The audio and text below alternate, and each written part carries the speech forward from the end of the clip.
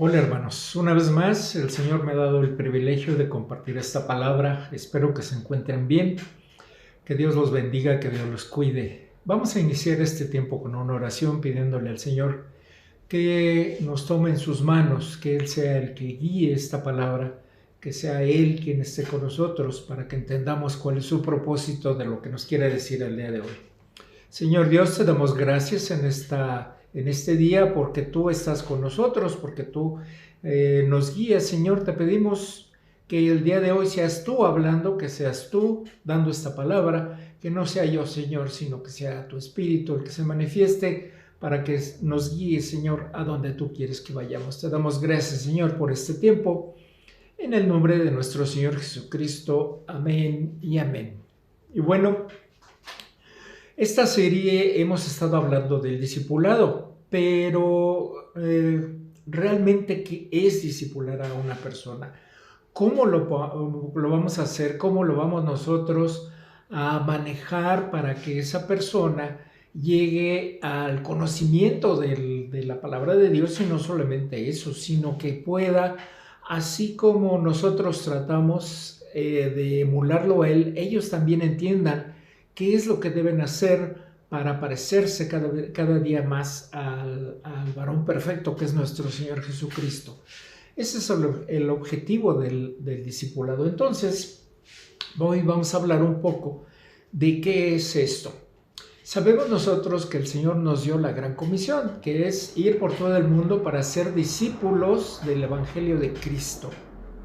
Y pues sí, Él nos ha mandado. Y usted puede pensar así como yo, ¿y yo por qué?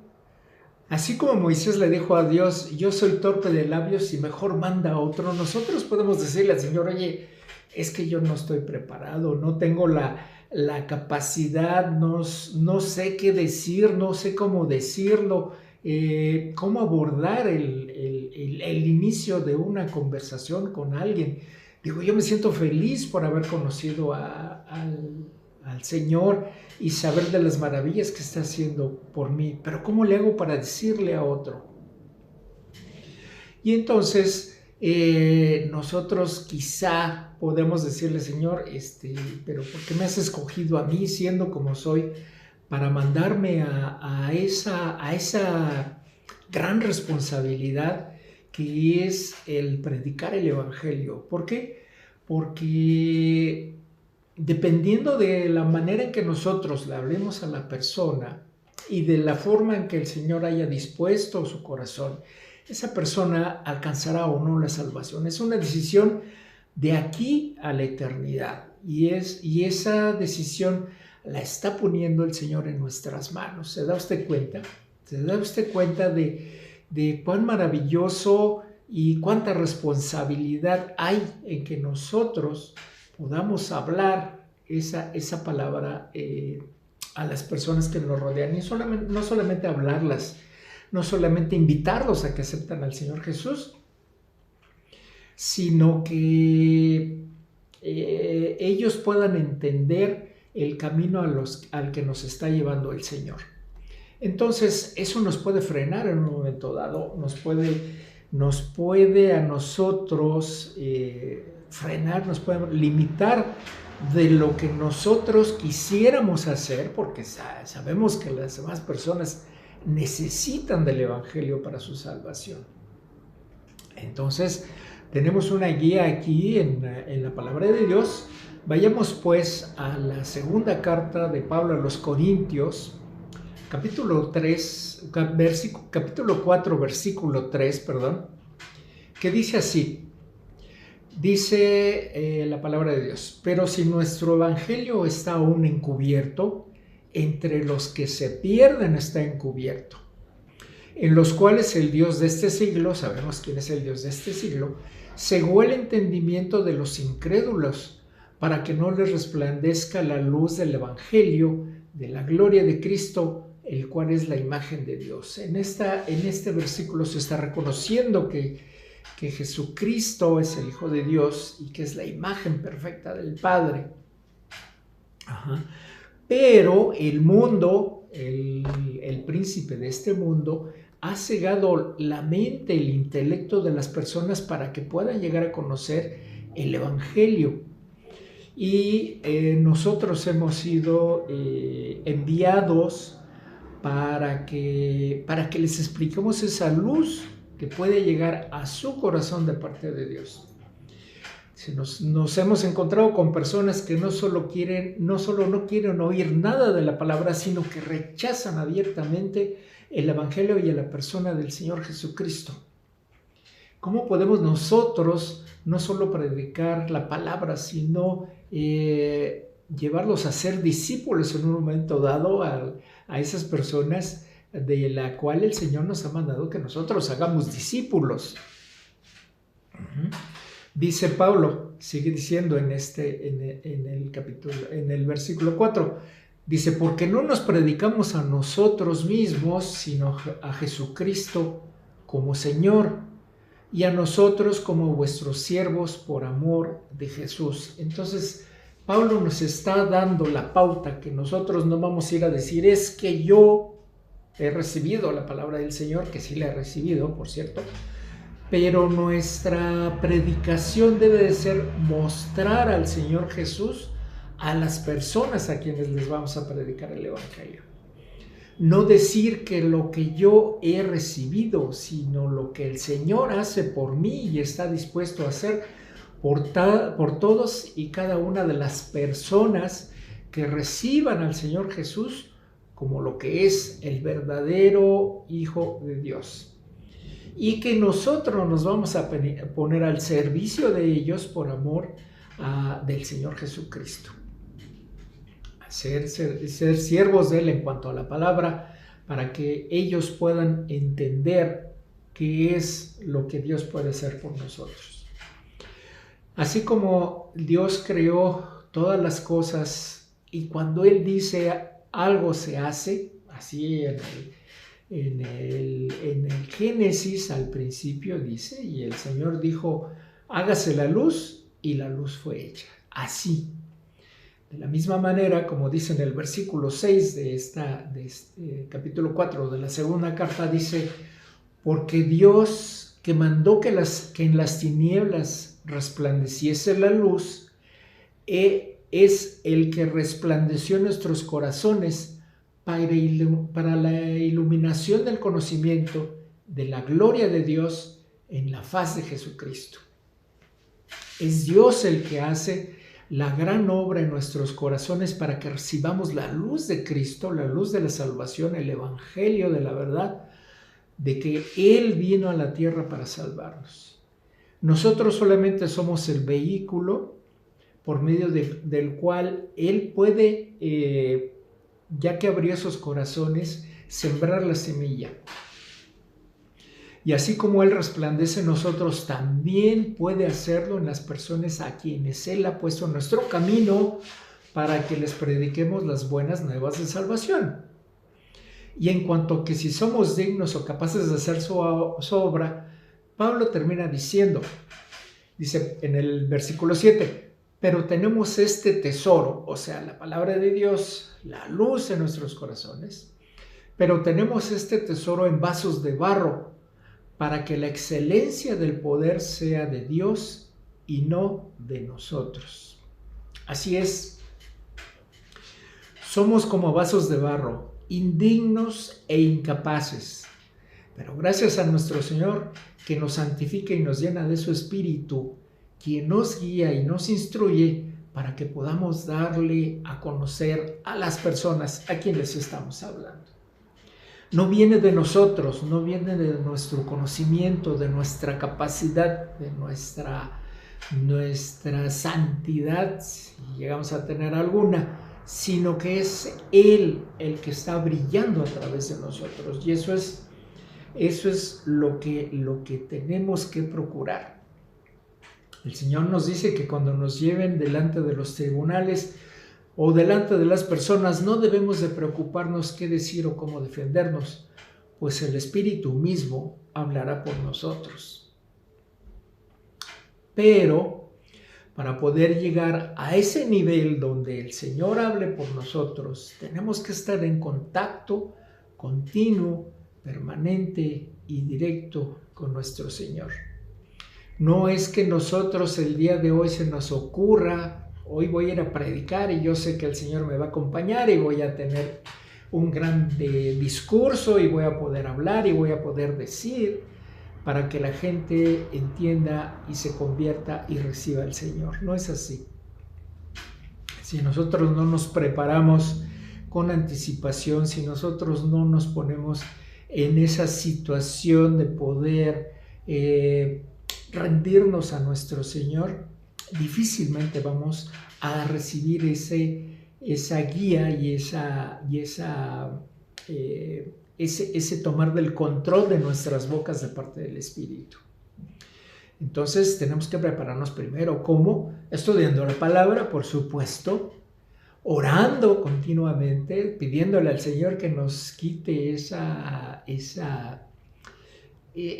trabas que tenemos en nuestra forma de hablar y de decir, en nuestra forma de ser, estar rogando siempre al Señor, poniéndonos en sus manos en todas las cosas que hagamos, pero sobre todo cuando vayamos a predicar. Ayunando cuando sea necesario, si las cosas vemos que se están poniendo difíciles, congregarnos con nosotros hermanos para recibir el fortalecimiento de parte de ellos, para recibir el apoyo, la comprensión, la guía de cómo podemos decir, de qué debemos decir, a quién debemos decir. Muchas veces los hermanos que ya conocen a las comunidades nos dicen, pues mira, yo creo que es mejor que vayas después de la cena o después de la comida, cuando ya están más relajados, cuando ya están con menos preocupaciones. Ellos saben y nosotros tenemos que acercarnos a las personas para que nos apoyen y nos ayuden en saber en qué momento podemos llegar a hablar con las personas. Así, de esa manera, podemos estar más firmes, sabiendo que el Señor nos acompaña, porque ya hemos orado y hemos ayunado. Sí, podemos estar firmes y confiados de que lo que vamos a decir es efectivamente lo que el Señor quiere que digamos. Eso es en cuanto al propósito de la predicación y el hacer discípulos. Sin embargo, ¿cómo le vamos a hacer? ¿Cuál es el proceso, el procedimiento que nosotros debemos de seguir para poder llevar ese mensaje? ¿De qué manera nosotros tenemos que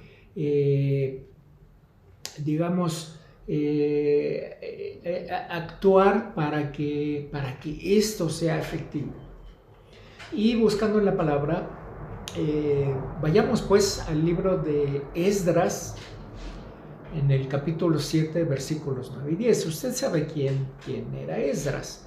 Esdras era el escriba y sacerdote del Dios Altísimo, y estaban viviendo en Babilonia junto con Nehemías. Estaban allá viviendo por la deportación que había hecho el rey Nabucodonosor del pueblo de Israel. Entonces ellos estaban viviendo ahí y Nehemías le pide al rey que le permita ir a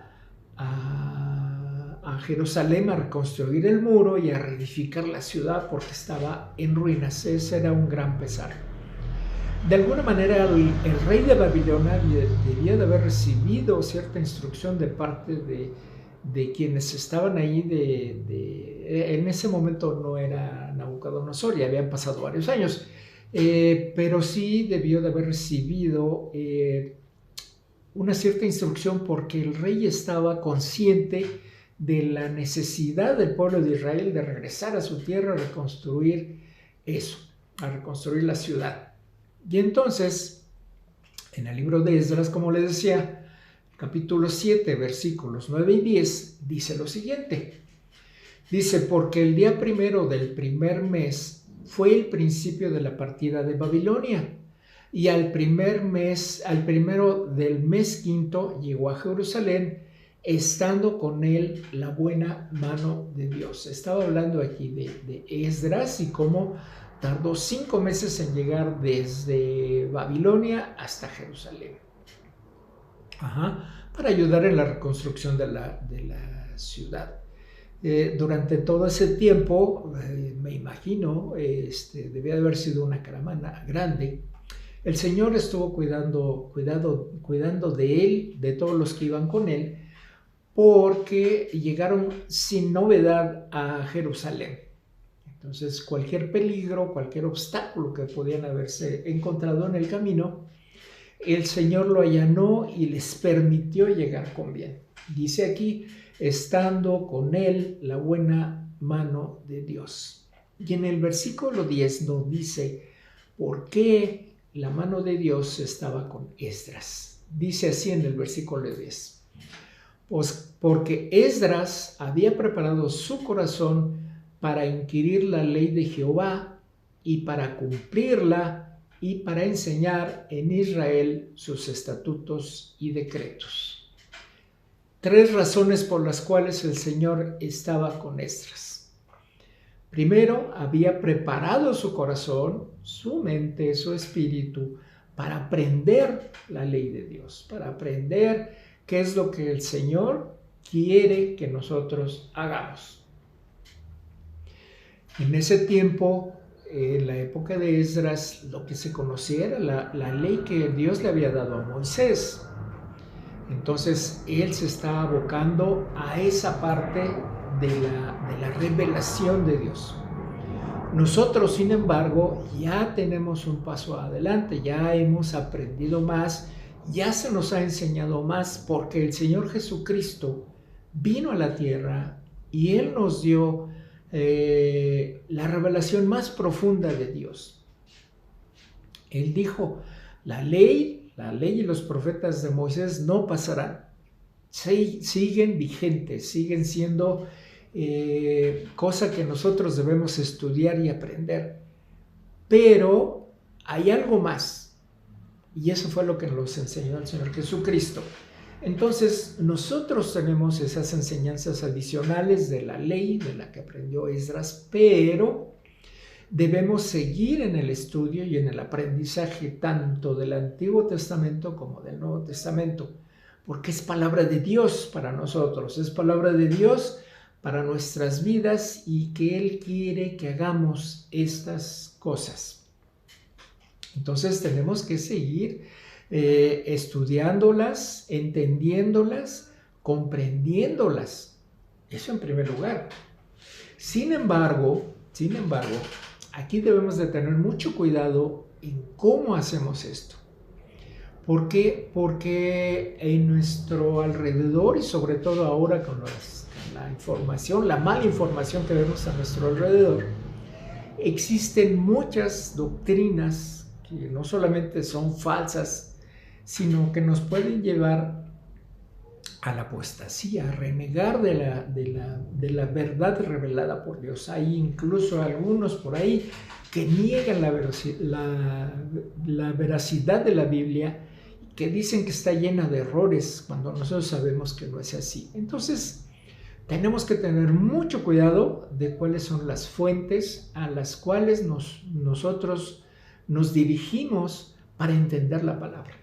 Obviamente, lo primero que tenemos que hacer es abrir nuestras Biblias directamente y leer la palabra. Sin embargo, la palabra no es que no sea entendible. Lo que pasa es que muchas veces nosotros no sabemos cuál es el entorno en el que se escribió la palabra, cuáles eran las situaciones externas, desconocemos el contexto, a quién fue escrito, cuándo fue escrito, cuáles eran las personas a las que se dirigían, quiénes eran los personajes que estaban interactuando en esa parte de la escritura. Todo eso tenemos nosotros que ser conscientes de que tenemos que aprender lo que hay ahí.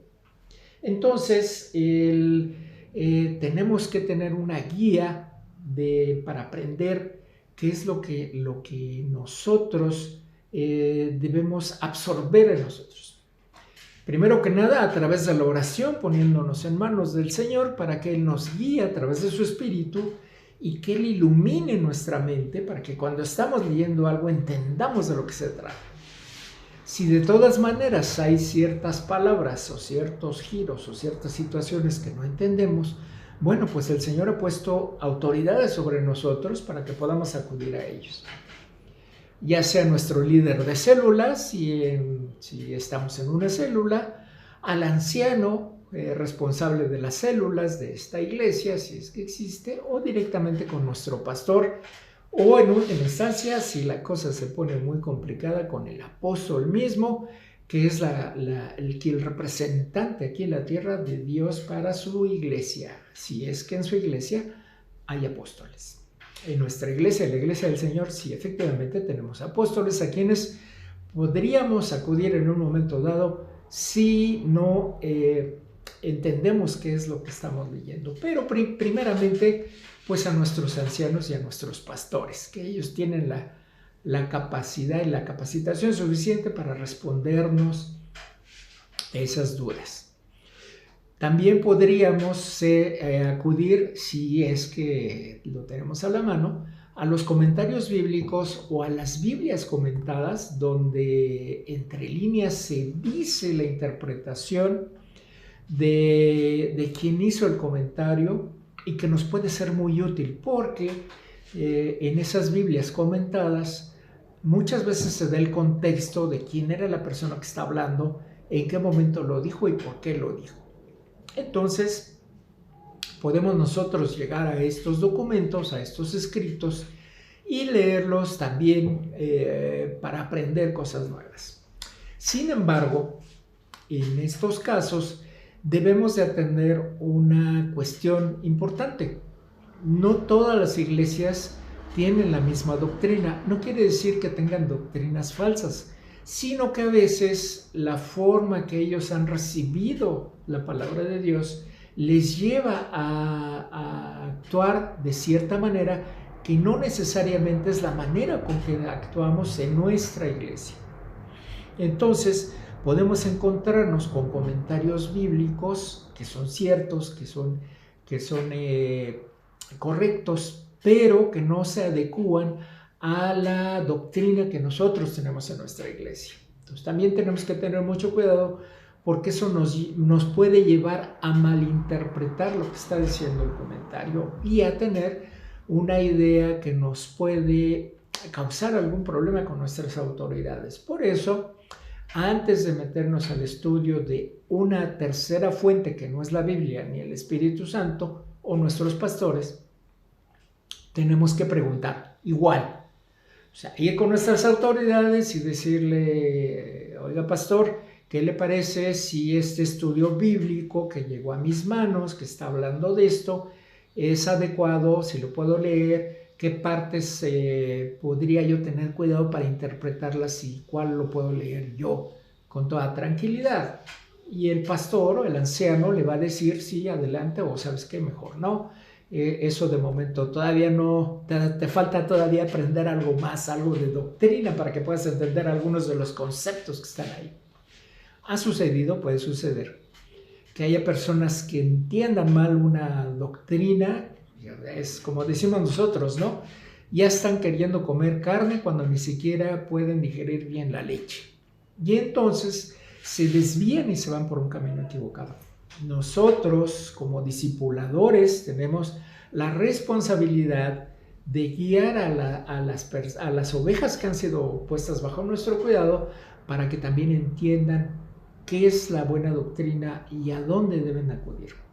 Es difícil porque desgraciadamente a veces nos encontramos con personas que ya se les ha torcido el conocimiento, ya tienen ideas preconcebidas o que vienen de unas iglesias que no tenían una sana doctrina y empiezan a cuestionar todo lo que les decimos. Por eso nosotros tenemos que aprender bien lo que es la palabra de Dios.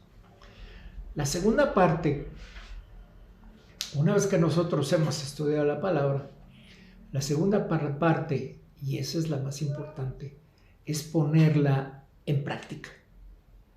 Lo que aprendemos, lo que sabemos, la tenemos que practicar. Por eso Esdras dice, la puso en su corazón, aprendió y la vive.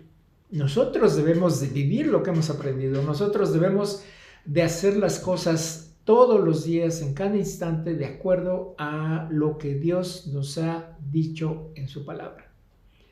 De nada nos sirve saber toda la doctrina, de nada nos sirve tener una doctrina sana si no actuamos, si no hacemos las cosas como deben de ser.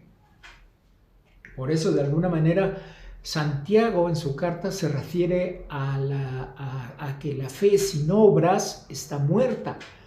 No que las obras nos vayan a salvar, sino que si nosotros no somos capaces de poner en acción la fe que tenemos en la palabra de Dios, de nada nos sirve. Lo hemos oído muchas veces. Si no somos capaces nosotros de tenderle la mano al necesitado, de darle aquello de lo cual está padeciendo el día de hoy, solamente le decimos que Dios te bendiga, ve con Dios, que Él te cuide, que Él te guarde, pues de nada sirve. Porque nuestra fe, nuestro conocimiento de Dios nos lleva a actuar. Entonces, una vez que hemos aprendido la palabra, tenemos que empezar a actuar de acuerdo con ella. Pero hacerlo sinceramente, hacerlo desde el fondo de nuestro corazón, no tratando de engañar a otros, de hacerle creer a otros que somos muy cristianos, actuando hipócritamente, haciendo cosas que se supone que son las que hace un cristiano. Aunque dentro de nuestro fuero interno sigamos deseando hacer esas cosas.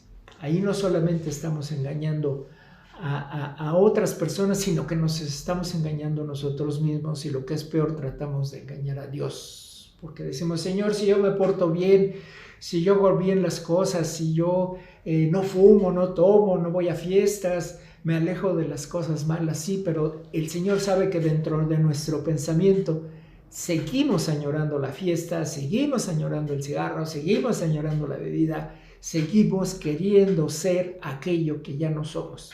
Y entonces es un engaño que nosotros queremos hacernos a nosotros mismos y queremos venderle a otros como si fuera una transformación que hemos recibido, cuando en realidad seguimos siendo los mismos.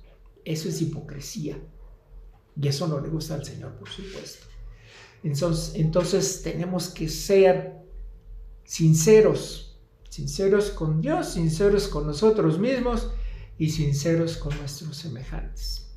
Si aún seguimos batallando con alguna situación de nosotros, de nuestro pecado, tenemos que pedirle fortaleza y guía a nuestro Señor para que Él nos ayude a vencer esa tentación y nos ayude a vivir conforme a todo lo que hemos aprendido de parte de Él. Y una vez que nosotros tengamos esa vida que ya va de acuerdo a lo que nosotros estamos predicando, entonces sí ya podemos sentarnos a enseñar a otros. Porque entonces sí podemos decirle, mira, lo que yo digo es lo que yo hago. No veas las cosas, no oigas a las cosas que yo te digo, sino ve la forma en que yo actúo. Es más importante que hagamos las cosas como decimos a que digamos las cosas muy bonitas. Impacta más cómo decimos las cosas que las cosas que decimos. Si yo le digo a alguien, ama a tu prójimo, y lo digo así de forma golpeada y regañando, diciendo, oye, pues, ¿qué clase de amor me estás mostrando a mí? ¿Sí? Cuando dices, ama a tu prójimo, pero como una obligación, pues no. O sea, uno lo que tiene que decir es decir, ama a tu prójimo como yo te estoy amando a ti. Y si esa persona siente tu amor hacia ella, entonces puede decir, pues sí, efectivamente sí puedo amar como tú amas. Pero si yo no le demuestro amor a esa persona, difícilmente puedo decirle, ama a tu prójimo como yo te amo a ti. ¿Verdad? Entonces, tenemos que estar perfectamente convencidos de que lo que estamos diciendo lo estamos haciendo porque sabemos que eso es lo que tiene que hacer. Debemos entender, sin embargo, que este es un proceso continuo. No tenemos que esperar hasta terminar todo el proceso de aprendizaje y de comportamiento, ¿sí?, antes de empezar a predicar y a ser discípulos. ¿Por qué? Porque es algo que nosotros estamos aprendiendo continuamente. Lo que yo sé hoy no lo sabía hace un año. Lo que sabía hace un año no lo sabía hace 10. Y si me hubiera esperado hasta el día de hoy para hablar del Evangelio a otras personas, hay muchas personas que ya no están en este mundo. Personas a las que tal vez usted ya les habló, ya les predicó el Evangelio, les dio la oportunidad de arrepentirse. Quizá tuvo la oportunidad de hacer un discípulo, pero que porque usted no se sentía capaz ya partieron de este mundo. Entonces, no tenemos que esperar hasta terminar todo el proceso, no tenemos que esperar hasta que todo esté completado, sino en el momento que nosotros sintamos dentro de nuestro corazón que podemos hablarle a otros, llevar a otros, enseñarle a otros, sentir lo que el Señor quiere que sienta, debemos actuar. Aunque no se sienta usted capaz, aunque esté usted en parvulitos, le aseguro que la otra persona se encuentra con más eficiencia que usted, y lo poco que usted sepa y le pueda enseñar será de bendición y de ayuda para él. A medida que usted vaya creciendo, de que usted vaya avanzando en el Evangelio, que se vaya reafirmando en su fe y la confianza en Dios, ese aprendizaje podrá transmitirlo a las otras personas. Entonces, tenemos que seguir haciendo el trabajo todos los días, aprendiendo cada día, esforzándonos cada día, disciplinándonos cada día, ¿sí? Y entendiendo que este proceso de discipulado, el trabajo de discipulado más bien, no es cosa de un día. No es que de decirle, oye, resérvame el próximo sábado porque de las 8 de la mañana a las 10 de la noche te voy a estar discipulando. No es una cosa de un día, de una semana, de un mes, puede ser toda la vida. Puede ser que se necesite años para que una persona pueda empezar a caminar como corresponde. Al Señor Jesús le llevó 3 años que sus discípulos lo reconocieran como su Señor y Maestro. Incluso en la última cena, cuando ya estaba a punto de terminar su proceso aquí en la tierra, hubo quien le dijo, Señor, muéstranos al Padre.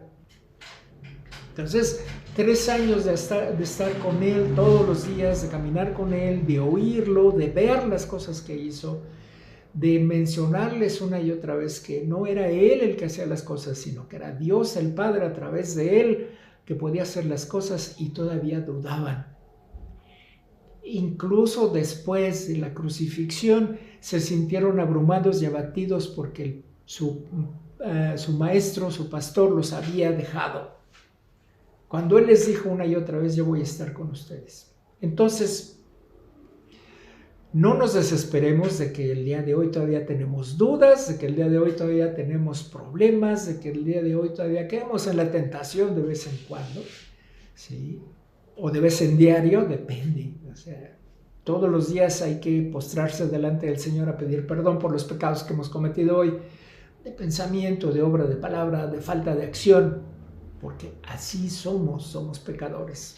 No amamos el pecado, pero somos pecadores, y tenemos que ir delante del Señor todos los días, en cada instante, cuando nos demos cuenta de que hemos cometido un pecado, y pedirle perdón, humillarlos delante de Él, y tratar de no volver a caer en esa tentación otra vez. Y de esa manera también podemos enseñar a otros que cuando nosotros caemos en una situación, en una tentación, ellos también tienen que ir delante del Padre y pedir perdón y saber que el Señor los perdona. Porque muchas veces la gente dice, pues ya he cometido tantos pecados y me he caído tantas veces que ya para qué voy. O sea, tantas veces he venido que el Señor me va a regañar porque no he estado yo cumpliendo su palabra y he volvido a caer en el pecado y he vuelto a hacer las cosas que no debería de hacer. Y pues bueno, el Señor Jesús sabemos que nos perdona y nos cuida y nos quiere, y quiere que a pesar de nuestras faltas, a pesar de nuestras debilidades, podamos seguir llevando su palabra y haciendo discípulos en todos los lugares donde nosotros estemos. Y como parte final, podemos decir que sabremos que hemos alcanzado esa estatura que ya podemos ser discípulos del Señor cuando hagamos lo que dice en el Evangelio de Juan, capítulo 13, versículo 35. Juan 13, 35.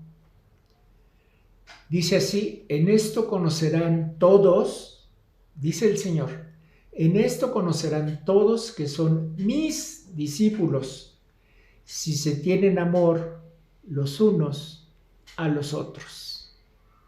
¿Se da usted cuenta? Eso es como el papel que nos dan después de terminar el curso, como nuestro diploma, como nuestro reconocimiento, como la estrellita que se nos pone en la frente, de que nosotros hemos alcanzado la estatura del discípulo de Cristo cuando somos capaces de amarnos unos a otros, desde lo más profundo de nuestro corazón, de forma sincera y sin dobleces. Y estamos hablando de amarnos unos a otros, no solamente. Toda la humanidad está necesitada del amor de Dios, toda la humanidad está necesitada de que el Señor Jesús venga a morar en sus corazones y que el Señor Jesús haga en ellos esa obra de salvación, de redención, de perdón de pecados para poder estar delante del Padre en el momento en que sea nuestra partida de este mundo. Entonces, tenemos que llevar a cabo esta obra de amar a los demás, preocupándonos por su salvación, tratando que ellos entiendan cuál es la verdad del Señor Jesús, cuál es el evangelio de las buenas nuevas que nos ha dado, y buscar que ellos se acerquen a Dios para recibir ese regalo y esa salvación que viene de parte de Él. Que cada uno de nosotros pueda reconocer al Señor Jesucristo como el único Hijo de Dios, aceptar su sacrificio en la cruz como el único medio para alcanzar el perdón de nuestros pecados y dejarlo que Él reine en nuestros corazones. Entonces, el día de hoy, yo le quiero invitar que si aún no ha hecho la decisión por rendirse completamente al Señor Jesucristo, lo haga el día de hoy. Que entregue no solamente su mente, su corazón, su cuerpo, todo su ser al Señor Jesús. Que lo reconozca como el soberano de su vida, que lo reconozca como el único al que tiene que seguir para encontrarse con Dios. Que permita que Él tome el control de su vida a través de su Espíritu Santo, que lo reconozca como lo que Él es, el Hijo de Dios. Y que permita que Él le guíe en la transformación que tiene que usted hacer de su actitud, de su mente, de su relación con Dios, para poder alcanzar a otros y que esos otros vean a través de usted lo que es el amor de Dios por la humanidad. Es nuestra gran responsabilidad y es nuestra gran misión mostrarle al mundo quién es Jesucristo, quién es Él, el Hijo de Dios, el que todo lo puede, el que todo lo hace, quien está sustentado este universo. Si usted no ha hecho esa confesión de fe, si no ha aceptado al Señor Jesucristo en su corazón, hoy es el tiempo.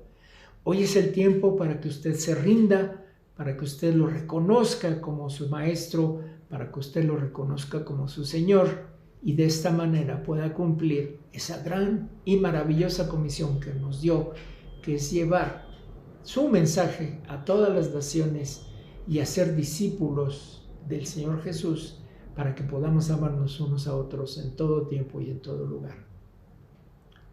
Permítame hacer una oración nada más para terminar. Señor Dios, te pido que en este día tú veles sobre la vida de todos y cada uno de mis hermanos que están aquí presentes. Te pido, Señor, que tú los guíes, que tú los cuides, que los protejas, que les des, Señor, aquella palabra y aquella sabiduría que necesitan para conocerte, para seguirte, para rendirse a ti y que puedan, Señor, recibir en sí el gozo, la paz, la tranquilidad y todos los dones que tienes para nosotros, pero sobre todo la vida eterna que tú nos has prometido cuando te aceptemos como nuestro Señor, nuestra guía nuestro Maestro. Te lo pedimos todo esto en el maravilloso nombre de nuestro Señor Jesucristo. Amén y amén. Muchas gracias, que Dios los bendiga, que Dios los cuide, que Dios los guarde.